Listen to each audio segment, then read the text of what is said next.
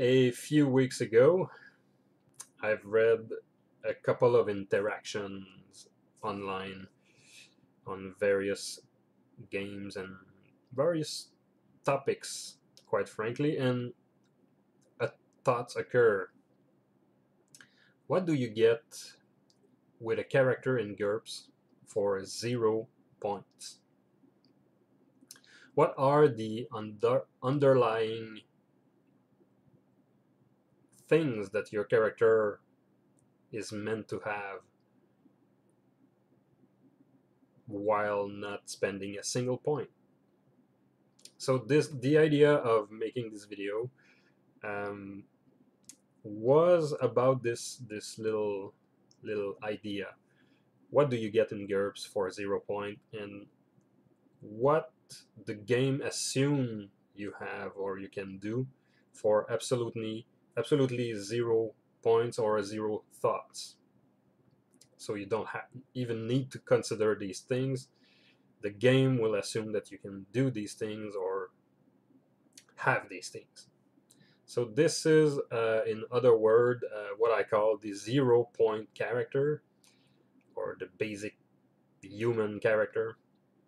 So I'm going to talk about several things. First, attributes and secondary characteristics, which are called stats in every games. I'm gonna talk then about advantages, and your character do have advantages without spending no points. Then I'm going to brush on the skills any character have. Then I'll finish with possessions, and the last thing I will talk about is a little bonus feature, if you will be the other 0 point, or the bonus stuff. So let's dive in with the attributes. So yeah, little presentation. Almost forgot. So the 0 points character. So let's start with attributes. So GURPS defines a character often in very precise details, and sometimes a player or a game master creating a character might fall into the spending spree trap, uh, taking the book, flipping through it, noting everything that looks cool, and then buy those things. There is something to be said about having a clear idea of what your character is and just then buy what you need to accomplish that. But for most people who don't know GURPS, the game can be overwhelming with details. So this video is about what you get into the game without even giving a thoughts about it. Attribute wise, every attribute start at 10. Of course, a GM could change that and allow for a higher campaign where everyone start at 11, 12, or higher. But standard GURPS is 10 levels in every 4 basic attributes. Now, secondary characteristic. These characteristics by default are based on the 4 previous one, the 4 basic attributes. Little coffee here. So, will, perception, hit points, and fatigue points are all based off these basic attributes. And you also have 10 in these. There's a common house rule where these these secondary characteristic will start at 10 and will be independent from the basic attributes. But standard GURPS resolve that. If your strength, for example, if you raise your strength by 1 point, well, your hit points will also go up. So there's a little link between the characteristic by default. What does it mean to have stats at 10 in GURPS? Well, that's 50% chance of succeeding at everything. If the situation does not impose a penalty on your attributes or secondary characteristic when you test them, you have a 50% chance of success. So that's like flipping a coin. That's like rolling a die, and a binary die, such as in the ubiquity system. It's just as simple as that. You succeed or fail, and you can leave it at that. Of course, the margin at which you succeed or fail is important in this game. Important for enforcing a narration, important as a detail, and sometimes important when you use alternate rules to create powers or effect. The margin at which you succeed, for example, in the Vampire the Masquerade old source book, you could use your disciplines for longer if you rolled a better margin. But vanilla rules don't use that as much. But as you play GURPS more and more, margin of success and failure kind of important. Okay, now let's talk about advantages. Well, you start with a certain place in society. GURPS assume that you are a human, you are adult, you have no default, you are an average member of the human race. This is the basic assumption in GURPS. And anything that will change in any direction from that average person will cost points or give you back points. So let's talk about status. A status in GURPS is your place in society. It generally go from -2, and we're talking here about the lowliest of criminal in a second caste culture in some weird place in the world, up to status 8 would be an emperor, the president of a powerful nation, or even status 10, the emperor of a galactic empire, for example. But you start with the assumption that you are a normal person in the society. So status 0. You don't need to write that on your character sheet. The GM will know that. There's a section in the basic set about, of course, the stats, but you also have a chapter on everything that is social in the game. And if you want to be born from nobility or a famous person or wealthy person, you kind of have to bring that to the game by buying more levels in the status. Wealth, you start with the average wealth of a normal human, and you, as of now, you kind of can guess where this video is going. A typical human will have average wealth. That will depend largely on the tech level, where he live, or when he live, and also the kind of setting that your GM is running.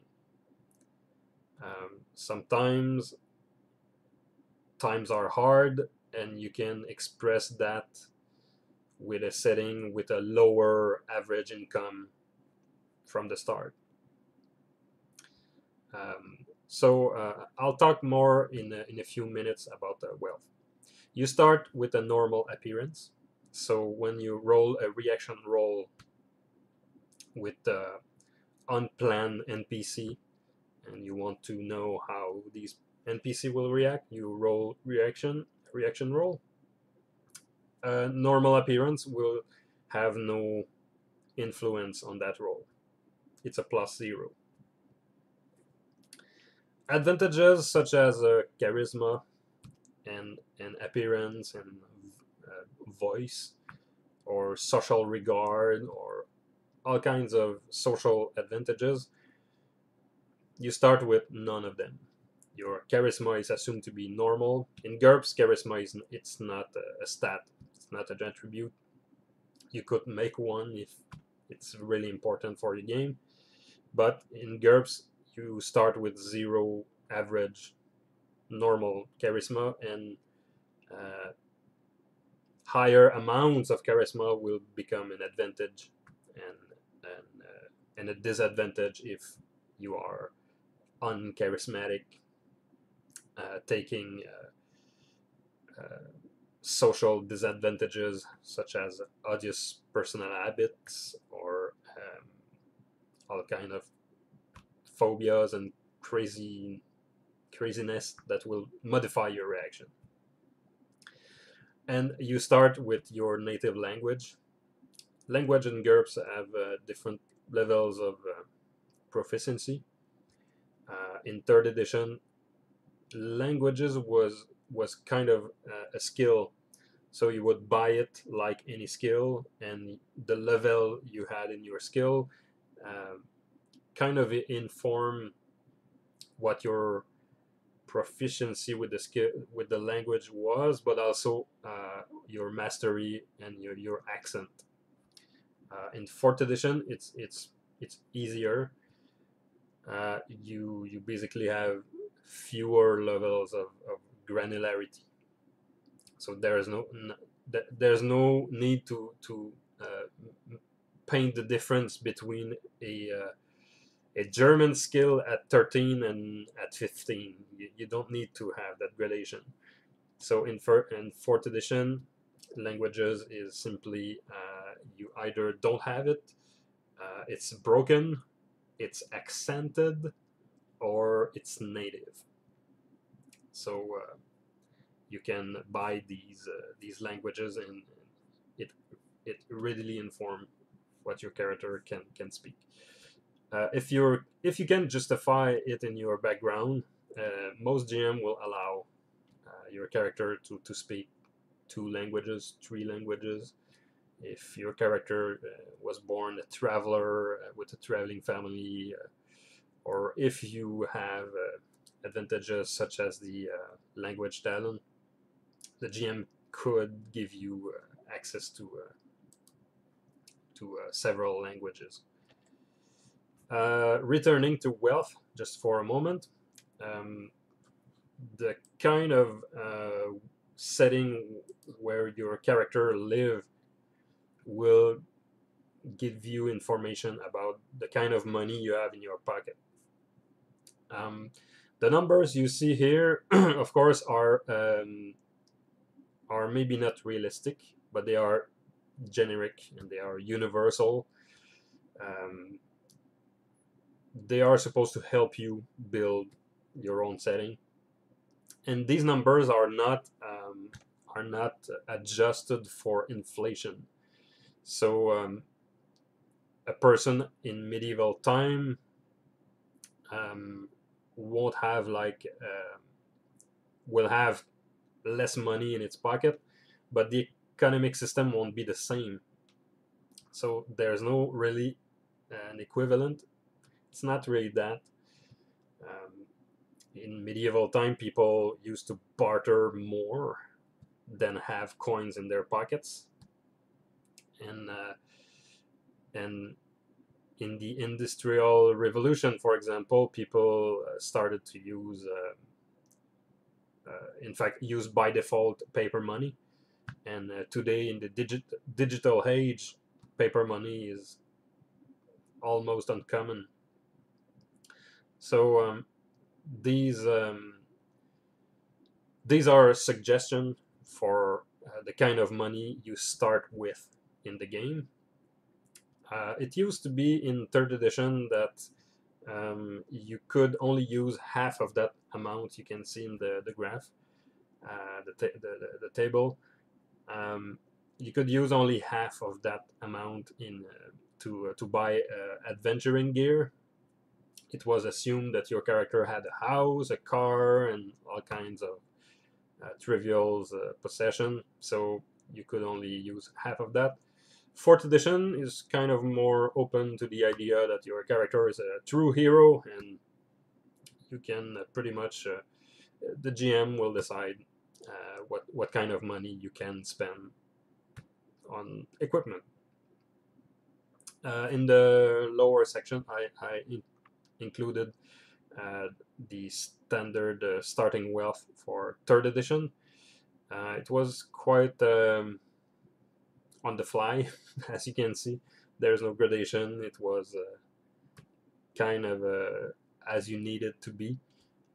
In 4th edition, it's more codified, but you can change it. Of course, it's just a suggestion. Let's talk about skill. So this is really an important point in GURPS. A really powerful stuff that you don't need to think about, and allow your character to do a lot of stuff. Character in GURPS, the game from its foundation is based on skills. Most of the game ends up, most things in GURPS ends up being a skills at some degree. This is the resolution mechanic of the game after all. So most things ends up having a attribute or skill like number to it. And most skills have default. And this is powerful stuff. If you take just the chapter of skills and just have a flip through, you will see that there's an enormous quantity of skills. And one might think that you need to buy every skill that may or may not be important for your character, but the truth couldn't be farther from the truth. You only need to spend points in what is meaningful to your concept and in great quantity. If you want someone who is really, really good at one skill, you might want to invest 10s, 20 points in it. Or you might want to be the jack of all trades and buy a lot of skill. The important thing is that most skills can be used as default. And this is huge. This is opening all these skills for your character. Some skills don't have default. I'd say, just browsing through the skill list, about 10 to 20% of skills don't have default, maybe 15%. Skills like hypnotism, computer programming, Zen archery, weird science, nuclear physics, things that are really, really, really precise and really hard to learn. These skills you cannot use, but most skills, and they come into easy skills, average skills, hard skills. Most of these skills have the default. So you don't even need to spend points on large amount of skills. A common trick in GURPS, especially if you're designing a hero character, you invest points into dexterity and IQ, because these two attributes uh, direct or influence the skills. Skills are based most often on these two attributes. And it is no surprise that these two attributes cost more than strength or health. So if you are creating a hero, anyways, these attributes should be higher than the average normal human, and allowing you to have better default and having to buy less points into a great majority of skills. So just quickly, the skill default are calculated this way, and it's just a hard. It's not a hard rule. It's rather a quick and fast rule. Most easy skills have a default of the stats -4. Average it's -5, hard it's -6, and very hard skill, most of them don't have any default. So you have an example just here about easy skill, average, and hard skill, such as driving, stealth, and mathematics. Most people can do mathematics, addition, subtraction, multiplication, division, maybe some algebra, maybe some matrix, and whoa, you start to lose. A calculation, a simple addition could require a mathematics role, and then everyone could do that, could attempt that. Mathematics is a hard skill, but a simple addition could give a character a huge bonus, like a +6, like counting the number of dogs you have in your house, or or if you are under pressure, maybe an addition becomes something more arduous and more difficult. So if you have better stats, better dexterity, better intelligence, these default will be better than if you had the normal average of 10. But you can still try, you can still attempt such a thing. And lastly, free stuff, the other 0 point. Now, in a game of Star Wars,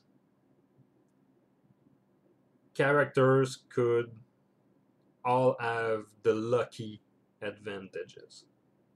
It could be simply that the GM says, "All right, everyone, you have luck at the first level. You can use luck once per hour, and this is how we roll." That's a setting. That's a setting rule, and the GM can do this. And in fact, every setting should have these little understanding. In a game where combats will happen a lot, and every single character is expected to be a combatant, the GM could say, "You all have combat reflexes and high pain threshold. This is free. Everyone have it. We don't even mention people who don't have it in the rule or in play. That's a hard rule. People can do that." In fact, I knew people who play GURPS 3rd edition, and each and every one of their character had combat reflexes and high pain threshold. So I say just give it for free and for to everyone and focus elsewhere. An example of that would be the unusual background advantage. In the case of an X-Men or a superhero campaign, normally you ask a player who want to have superpowers in an ordinary world game. You ask this player to buy unusual background just as a tax, just to give him the possibility of having an ability that is not in the normal campaign rules. So it is a way to negotiate with the player who want a really crazy concept that would not fit normally in your campaign. But in an X-Men campaign, every character should possess the special mutant X gene. Everyone should have access to power. So it kind of go with the idea of the setting that you should have. So so that is it for this video. That's it. Again, GURPS may be overwhelming when you start browsing through the options, and it can be daunting to select what you want. But I feel that with practice, you end up being knowledgeable of every option, and then you are more capable of selecting quickly what you need. But it's part of the fun to browse and to learn these different options, and that's what made the game very fun for me as I learned it in earlier times. And your character, you realize that your character can do a lot by default without even spending a single point. And you don't even need to think about these. Driving a car,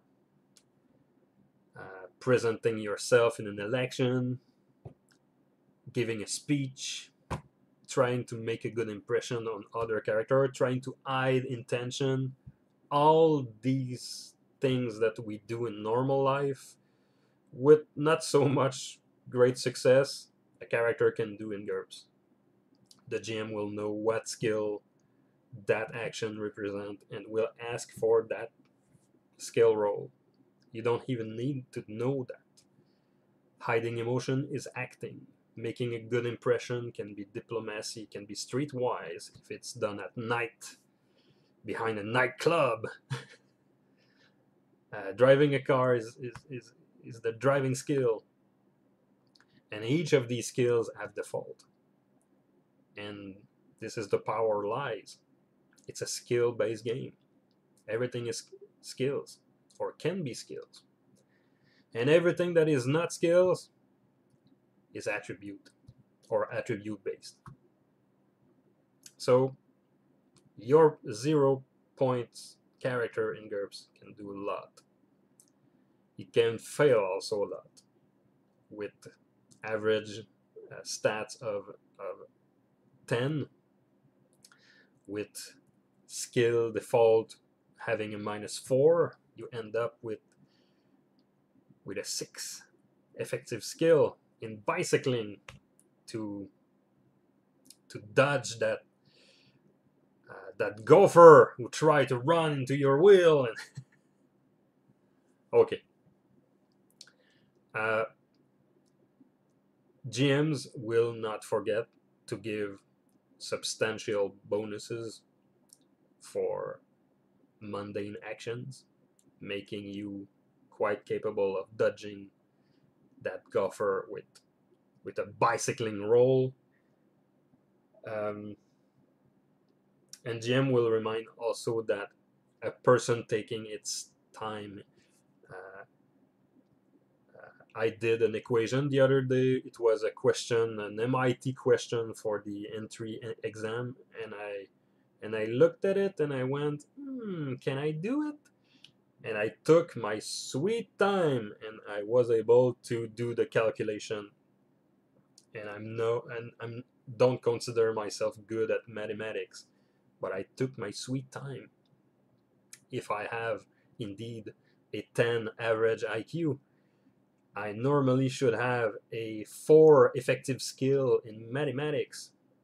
I need a critical on these 3d6. But if I take a lot of time on this calculation, maybe my skill could go up to 5 to 6 to 8 to, you know, and have a decent chance of success. I was in no rush to do that equation, and I had uh, a calculator nearby to check out the solution. So I had a bonus, you know. Um, so yeah, your character is quite capable at 0 point. But of course, when things go south, when the stress comes in and the situation becomes dire, now your character will start to feel like an average human. And this is what the 0 points character is, just an average person. This is where those precious points will come in to save your bacon and make something more heroic out of you. And you just have to spend it where your concept will lead. I would end this video by telling you of a long campaign. I did long campaigns of GURPS in the superhero genre, in the vampire genre, in the post-apocalyptic, uh, radioactive highway motorcycle kind of way. Funny thing with GURPS is that the more your character try to do the same things again and again, your players will start to invest in those skills and become instantly better at it. A default in mathematics at -6 is quite harsh, but if you start to invest in that skill because your character do that often, just at 4 points you have your IQ stats score in mathematics and you become quite good. And it's valid for all the skills. I've seen all types of players invest in skills that they didn't think would be relevant at character creation, but once the game started and to roll and they started to face those situations, they started to see, oh, I need streetwise, oh, I need to be a stealthy a little bit more, and they started to invest points where it matters. And this is where, as a GM, I like to see the player spend their points in an organic fashion where the character have tried to be heroic or skillful with that or that skill. So thanks for watching. This was a long one. As a Frenchman, I'm trying to speak faster, but I'm searching my words. So thanks for watching and see you next time.